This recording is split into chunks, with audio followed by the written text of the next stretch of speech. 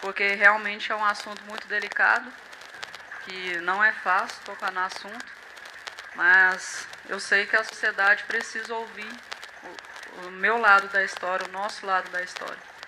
Mas no seu laudo, a gente estava entendendo aqui um pouco do caso, parecia que desde janeiro você estava com algum problema auditivo, alguma queixa, alguma perturbação auditiva, é verdade isso? Alguma coisa que você se lembre? Que acha importante comentar? Na verdade, quando foi em janeiro, eu mudei meu comportamento e fiquei eufórica, fazendo várias atividades ao mesmo tempo. E foi quando meu marido não estranhou, porque ele ficou feliz com aquilo, que eu estava super alegre, fazendo várias coisas, super ativa, entendeu? Eufórica. Eufórica. Você falou que fazia várias coisas do tipo... Ler livros... Trabalho social, né? Trabalho social. Ativa em todos os aspectos. Trabalhava mais, dormia menos. Como é que você se sentia? Eufórica? Extremamente. Alegre, uma alegria que eu nunca senti na vida. Graças a Deus. Nesse momento de euforia, você ficou mais, vamos dizer, ativa? Mais amorosa, mais ainda. Tipo, mais elétrica, né? Mais elétrica. Você sentiu que estava diferente? Eu senti, mas eu achava que eu tinha mudado para melhor. E eu queria continuar sendo aquela versão da Sandra. Sim. Aquela que não reclama, que não murmura. Tava bom demais pra ser verdade. Infelizmente.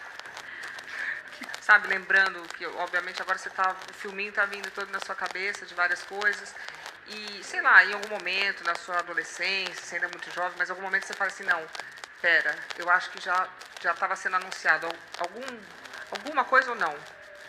A fase de euforia, não. Mas a fase de depressão, sim. Porque quando eu perdi a minha mãe... Pô, mas aí é tristeza. Mas a depressão, se eu não tivesse procurado ajuda, eu tinha tentado suicídio. Chegou nesse nível. E aí eu me tratei com medicamento por 1 ano. E ali não falaram que você tinha um transtorno? Não, só falou que era depressão. Aí não aprofundaram o caso. E eu também não tive ajuda psicológica, só psiquiatra. Só através de remédio. Sandra, você tem memória total ou parcial do ocorrido? Só parcial. Qual parte que você se lembra? Eu lembro do ato em si. Sim. Eu não lembro da conversa que houve, porque foi muitas horas dentro do carro. Eu não lembro. Eu lembro da fase do hospital, sim, pós. Não lembro do terceiro surto. Qual foi o terceiro surto? Eu estava no hospital e eu não queria vestir roupa. Aí meu marido que me contou depois, que eu não lembro dessa cena. Tá. Aí eu lembro do segundo surto, que eu fui amarrada por mais de quatro homens, que eu tinha uma força que eu nunca imaginei, segundo meu pai. Eu fui parar em 3 hospitais no total. Então, assim, foi os piores dias da minha vida. Você se lembra do dia? Antes do ato, vamos falar. Você se lembra como foi seu dia? O que você fez no dia? Eu estava muito bem, porque eu estava no processo de doar minhas coisas. Estava doando minhas coisas. E as coisas de uso mesmo. Resolveu acordar e doar as roupas, doar tudo? Sim. Qual que era? Você se lembra de alguma sensação que você teve, alguma motivação? A sensação de estar fazendo o que Deus esperava que a gente fizesse para os outros, o bem. Saiu doando as roupas todas. Percebe? Que não estava bem. Talvez algo... não estava muito bem, já estava ali dando sinais. Então você estava doando suas coisas e tal, e você estava indo para casa naquela hora? Não, naquele momento eu estava com a minha sogra e a gente estava nesse processo de doação juntas. E a gente foi buscar a minha filha na escola às 16 horas. Tá. Foi quando o indivíduo chegou. E onde estava a sogra? Fiquei no carro sozinha e ela foi buscar a minha filha. Certo. E foi nesse momento que ele chegou. Você já conhecia Não, nunca vi na vida. Nunca tinha visto? Não.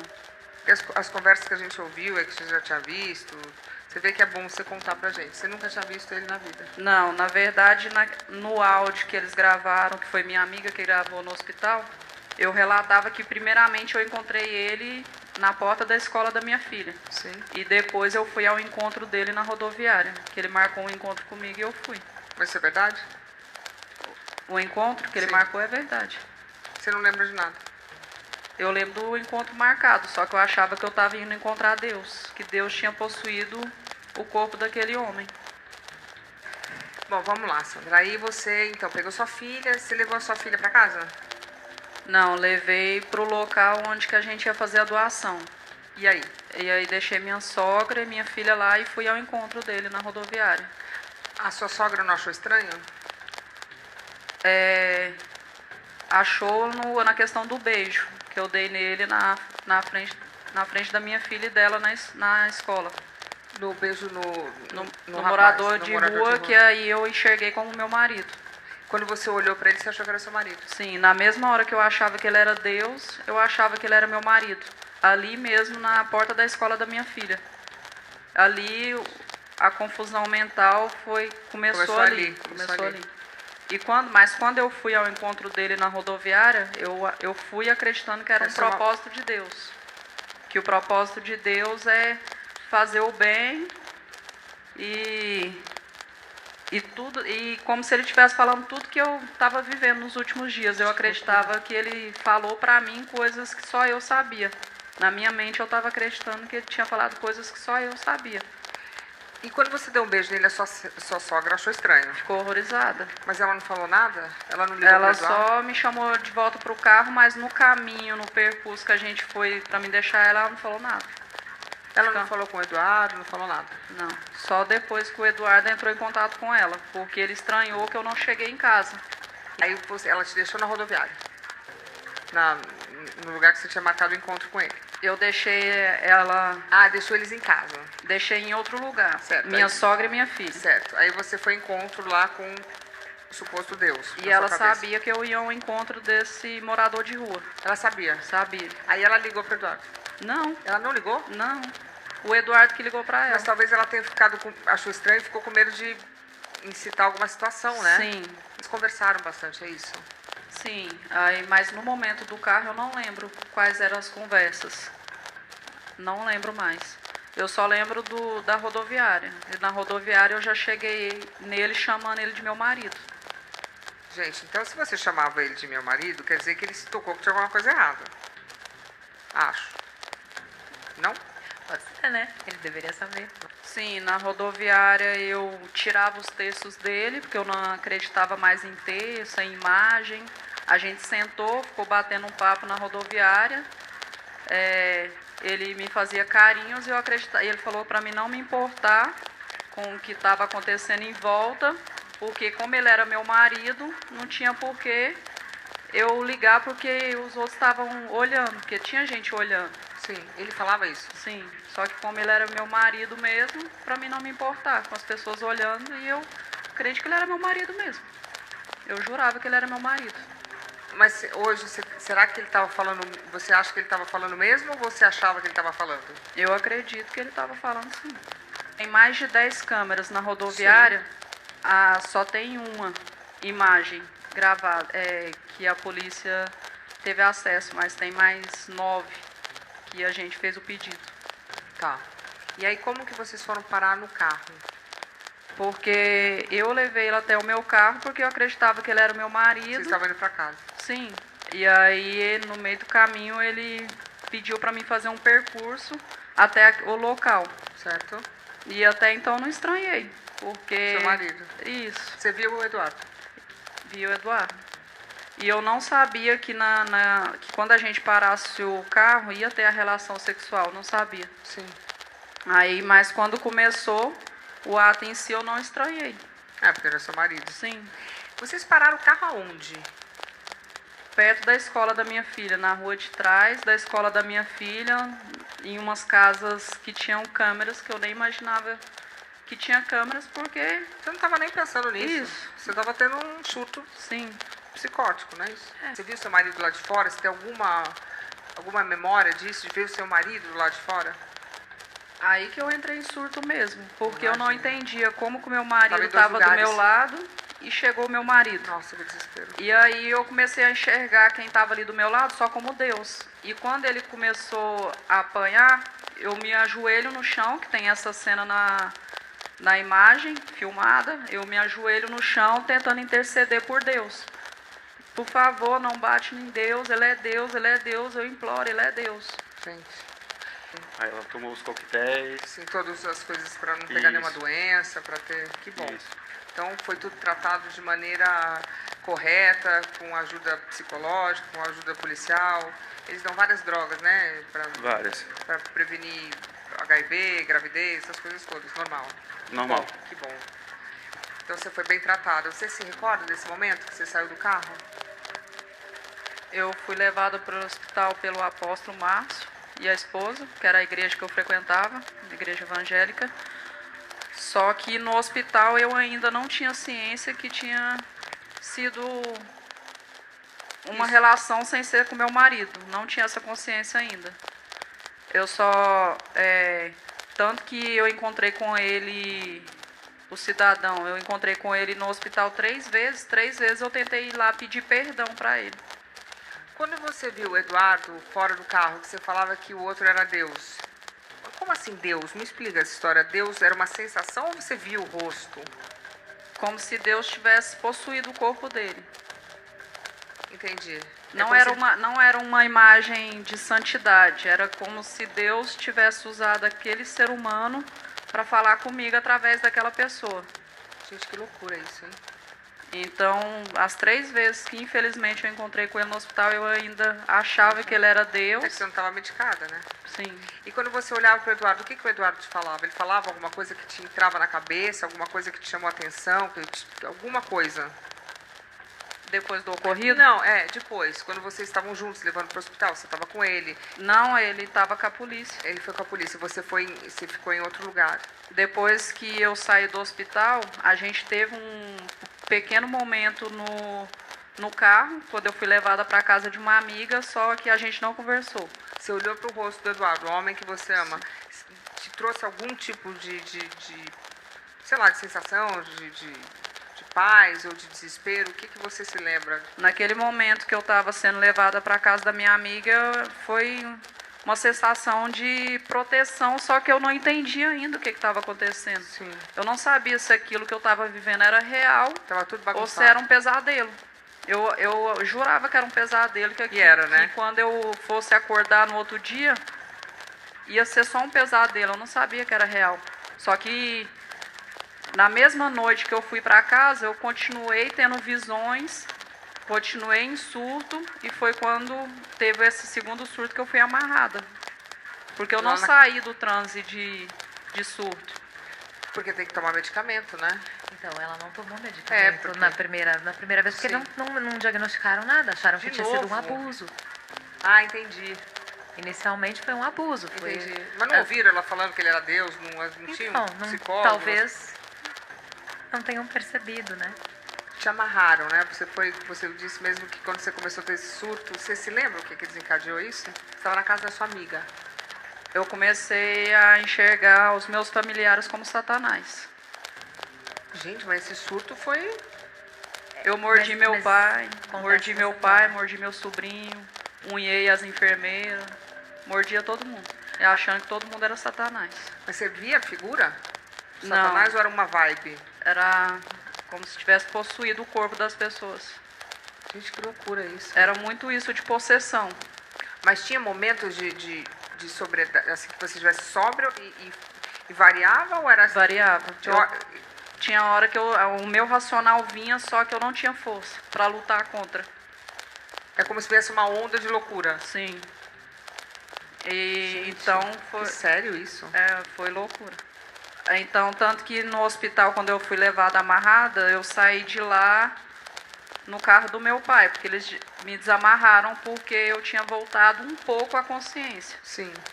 Mas aí, chegando no outro hospital, entrei em surto de novo. Então, eu estava nessa briga entre o racional e o irracional. Sim. Loucura isso. E onde estava o Eduardo nessa hora? Ele tinha ido na nossa casa para buscar roupas para Sim. mim. E seu pai? Imagina o desespero do seu pai. Não gosto nem de falar. Coitadinho. Quem que falou, não, peraí, a gente vai ter que internar ela num hospital psiquiátrico? Bom, mas aí já Meu tava... pai. Ele falou. Na hora que ele me viu, ele já começou a chorar. Ele Porque falou, pai sente, né? Conhece você, Conhece. né? seu pai te salvou, né? Salvo. Ele Seu- percebeu. E o Na esposo hora. também, né? Eu choro porque eu não queria ter passado por isso. Eu não queria estar aqui. Eu não queria esse tipo de exposição. Sim. Eu queria voltar para minha vida normal.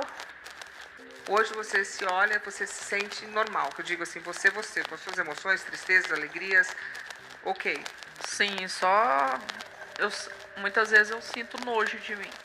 Eu não consigo não Você sentir. estava doente. Eu não consigo não sentir. E é por isso que eu preciso continuar o tratamento para curar isso, Você entendeu? estava doente. Porque Isso. só quem passa sabe. Você vai ter que se perdoar.